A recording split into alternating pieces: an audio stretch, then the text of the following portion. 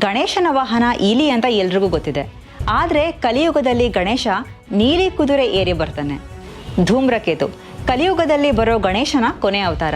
ಹೇಗೆ ವಿಷ್ಣು ಕಲ್ಕಿ ಅವತಾರ ತಾಳಿ ಕಲಿಯುಗದಲ್ಲಿ ಮತ್ತೆ ಹುಟ್ಟಿ ಬರ್ತಾನೋ, ಹಾಗೆ ಗಣೇಶ ಕೂಡ ಧೂಮ್ರಕೇತು ಅವತಾರ ತಾಳಿ ಕಲಿಯುಗದಲ್ಲಿ ಮತ್ತೆ ಹುಟ್ಟಿ ಬರ್ತಾನೆ.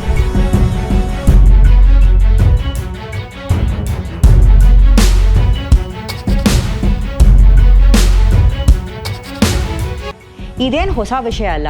ಗಣೇಶ ಪ್ರತಿಯುಗದಲ್ಲೂ ಬೇರೆ ಬೇರೆ ಅವತಾರದಿಂದ ಜನ್ಮವನ್ನ ತಾಳಿದ್ದಾನೆ. ಸತ್ಯಯುಗದಲ್ಲಿ ಮಹೋತ್ಕಟ ವಿನಾಯಕ, ಇನ್ನು ತ್ರೇತಾಯುಗದಲ್ಲಿ ಮಯೂರೇಶ್ವರ, ದ್ವಾಪರ ಯುಗದಲ್ಲಿ ಗಜಾನನ, ಕಲಿಯುಗದಲ್ಲಿ ಕೊನೆ ಅವತಾರ ಆಗಿ ಧೂಮ್ರಕೇತು.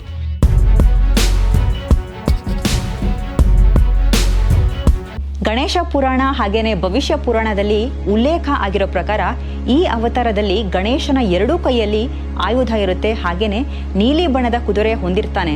ಆತನ ದೇಹ ಬೂದಿ ಬಣ್ಣದಲ್ಲಿರುತ್ತೆ. ಕಲಿಯುಗದಲ್ಲಿ ಅಭಿಮಾನಾಸುರ ಎಂಬ ರಾಕ್ಷಸನ ಸಂಹಾರ ಮಾಡೋ ಉದ್ದೇಶದಿಂದ ಗಣೇಶ ಧೂಮ್ರಕೇತು ಅವತಾರ ತಾಳಿ ಮತ್ತೆ ಬರ್ತಾನೆ ಅನ್ನೋದು ಪ್ರತೀತಿ. ಕಲಿಯುಗದ ಅಂತ್ಯ ಆಗಿ ಸತ್ಯಯುಗ ಆರಂಭ ಆಗುವಾಗ ಗಣೇಶ ವೇದ ಪುರಾಣಗಳನ್ನ ಪುನರ್ ನಿರ್ಮಾಣ ಮಾಡ್ತಾನೆ.